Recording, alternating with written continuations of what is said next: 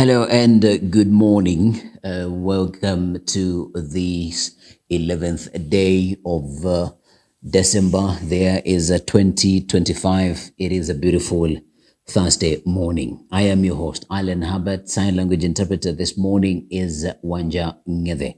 And we are here to keep you up to speed with what is happening in the country. First will be the news that are making headlines in the country. Then we'll talk to you about the dailies, after which we'll be bringing you a round of some of the sporting action that happened yesterday night in the Champions League. And of course, your morning weather and your morning quote, we shan't forget that this morning. Now, here are some of the stories that are making headlines in the country. And we started off with a report that has ranked Kenya among repressed states of rights violations, and 97 deaths by police reported this year. And these are the full details. Now, the year 2025 has been rated as one of the worst years for the observances of human rights in the country. In its end of year report, the Independent Medical Legal Unit, IMLU, says that Kenya, now classified among repressed states, witnessed widespread rights abuses perpetrated by government security agencies, while nearly 100 people falling victim to extrajudicial killings. IMLU's report released on International Human Rights Day paints a grim picture of the year, documenting an alarming rise in state repression and the systematic shrinking of the civic space. Here are some of the details, or here are the full details to this report. Is in 1. State repression, oppression of citizens, and suppression of voice. Excessive use of force, targeted attacks on civil society, on journalists, on activists, on human rights defenders. If you're shot from the back, you're honestly not attacking. You're not a risk to the person who's shooting you at that point. And remember the Public Order Management Act. The de-escalation when you're managing protests, you only use lethal weapons or even non-lethal weapons when you are at risk. Kenyans are to enjoy the freedoms our Constitution guarantees. We must confront these challenges with honesty, courage, and a united resolve, and ask, where is the broken pipeline? Protection of foreign and regional human rights defenders illustrates a growing pattern of cross-border intimidation, targeting those who speak out against state excesses.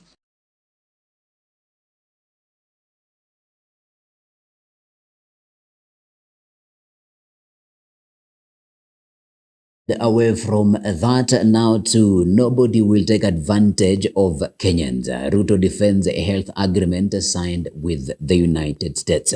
Now, President William Ruto has assured the country that the Kenya-United States Health Cooperation Framework will not take advantage of Kenyans or shortchange the country. The president said the agreement is anchored on solid legal ground and guided by the principle of security and the interest of the people of Kenya. He explained that the agreement will not undermine the rights of Kenyans, including health data. The president pointed out that the Office of the Attorney General examined the agreement thoroughly and ensured that Kenya's law governing data takes precedence. He went on, nobody and no government will take advantage of the people of Kenya or the government of Kenya as long as I am president. Now, President William Ruto was speaking when he chaired the 12th National and County Governments Coordinating Summit at State House, Nairobi, on Wednesday. Here are the full details to this story.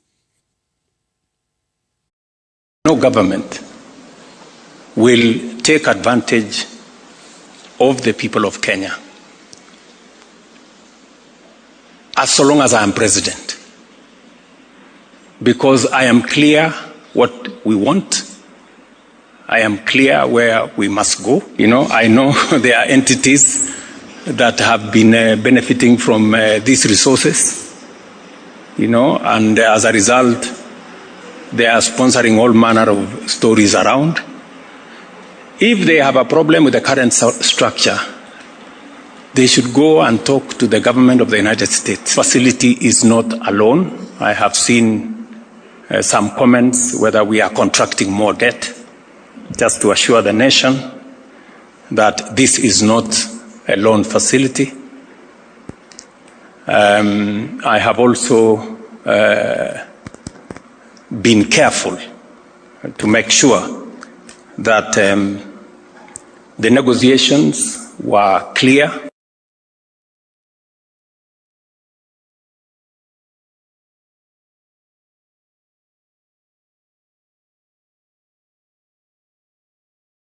And away from that story, now to another story here as Patience Mumbe murder. The DCI takes over probe as CCTV reveals suspicious vehicle.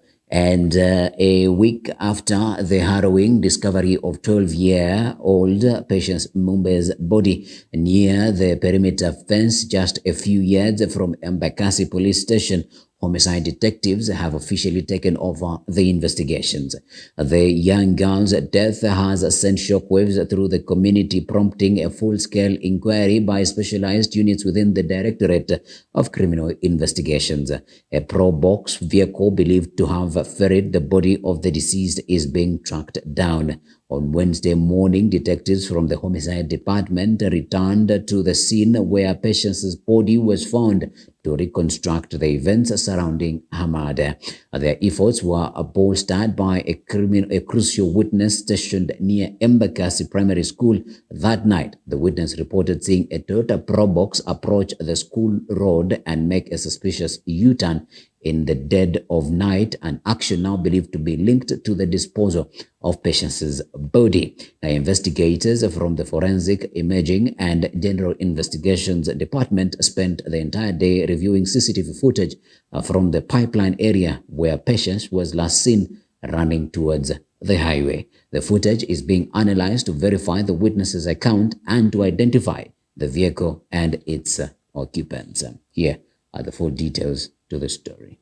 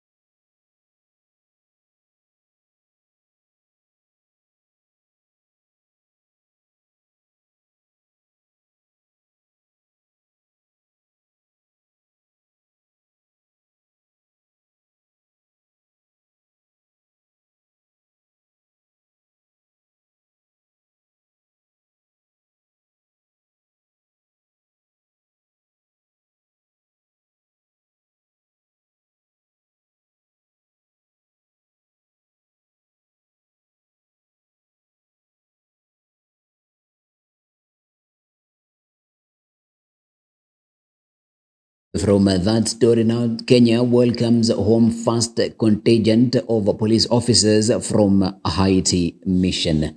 And the National Police Service officially welcomed home its first contingent of officers on Tuesday, successfully concluding a successful 18-month deployment under the Multinational Security Support Mission in Haiti, now operating as the gang suppression force. The officers were deployed under the directive of President William Ruto, reflecting Kenya's commitment to global security and humanitarian protection. And during the welcoming ceremony, National Security Advisor Monica Juma lauded the officers' professionalism and commitment, noting that comprehensive reintegration and wellness programs will support their transition back into domestic duties. Juma acknowledged their distinction in representing Kenya on the global stage and announced that comprehensive reintegration and wellness programs would be implemented to facilitate a seamless transition back into their regular duties. Here are the full details to the story. East to west, home is best. And maybe I would say that we are coming back rich of experience. I'm very happy to be with my family and friends, especially into my country after that long time with a tiresome job where you will only think on how to survive. Shukrani tu natoa kwa Wakenya kwa maana waliweka imani kwetu. Tumerudi tukiwa salama na tumerudi tukiwa na nguvu na ujuzi. We have been in Haiti quite for some time. We have undergone challenges, but I want to say we were equal the challenges. We have been able, if I'm to say, that was mission possible. We did what we could to restore peace in Haiti. Yes, the Haitians have never had a chance to do exams, national examination. Young children had never had a chance to do national examinations. Because of the order you gave and the restored order, they were able to do national examinations last year. You have acquired great experience. That experience is going to assist us a lot, and Madam Monica Juma has mentioned that this is not the last mission. Ama namna gani? Hii ni ya kwanza, alafu zingine zinafuata.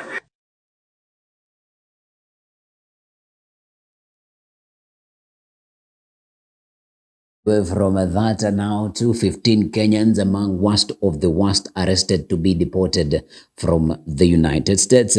And 15 Kenyans who have been residing in the United States are among individuals branded the worst of the worst following their arrest for deportation by the Trump administration. The 14 men and one woman find themselves on an initial list of 10,000 whose names, images, and criminal histories have been published by the U.S. Department of Homeland Security, the DHS, on a webpage called Worst of the Worst, which was launched on Monday. The crimes for which they are listed, including driving under the influence, fraud, and robbery. Now, Naserian Montet's smiling face is at odds with the label she now carries as she appears on the initial list of 10,000 criminal aliens that DHS says have been arrested by the U.S. Immigration and Customs Enforcement.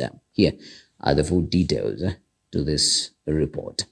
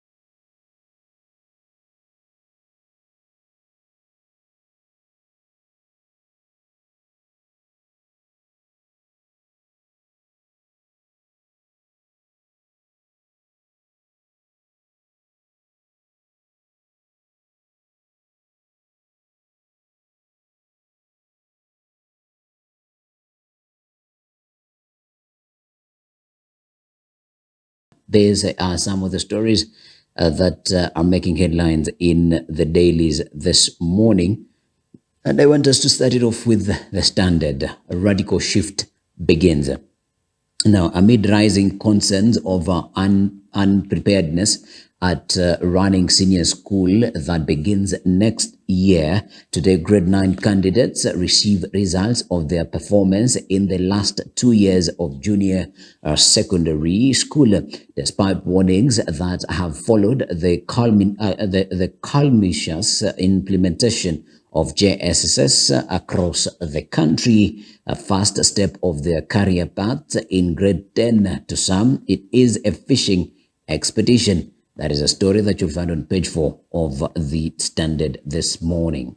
Now, some of the issues raised include 1.1 million learners receive first ever KJSEA scores today. Now, Kenya enters new era of testing as the pioneer CBC class receives personalized results with no ranking. And 2, new scoring model replaces the 500 mark RS. Subjects are graded under 4 bands from exceeding expectations to below expectations. KJSEA only counts for 60% of the final score. Now, final score will combine today's results, 60%, school-based assessments from grades 7 and 8, 20%, and KPSEA scores 20%. And 4, national assessment report to shape policy. Now, NEC will issue a national analysis giving policymakers a first look at how junior secondary learners fared in the tests. And 5, NEC to recommend each learner's pathway. Now, council will send learners to STEM, social sciences, or arts and sports based on performance, strength, and declared interests. That is the story that is headlining in the Standard this morning. I from the Standard to the Daily Nation. And Kenyans named in Trump worst illegal aliens list. And some of those names are on the front page of the Daily Nation. They include Bethwell Gathu, a crime, robbery, and he was arrested in California. Now, Moffat Muriithi, a crime, dangerous drugs, he was arrested in Texas. There is Mohammed Chekani, a crime, kidnap, he was arrested in California. And Naserian Montet, crime, assault, arrested in Utah.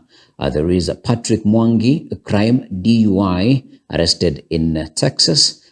There is Boniface Mburu, a crime, assault, and theft. He was arrested in Georgia.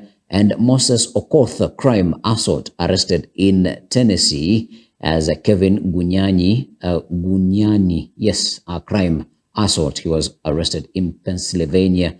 And Anthony Carrier, a crime, hit and run, arrested in Washington. And Clement Mulovi, a crime, fraud, arrested in Texas. There is Daniel Kavi, a crime, DUI, arrested in Texas. And Collins Keanche, a crime, money laundering, arrested in Minnesota. And Isaac Githinji, a crime, fleeing prosecution, arrested in Arizona. And Francis Mungai, crime, stolen property, arrested in Massachusetts. And Alfred Obiero, crime, domestic violence, he was arrested in Colorado.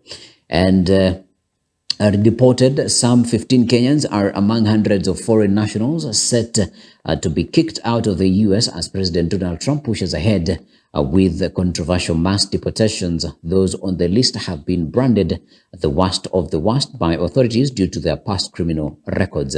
That is a story that you'll find on page 3 of the Daily Nation this morning. And what to expect as KJSEA results are released today. You read that story on pages 4.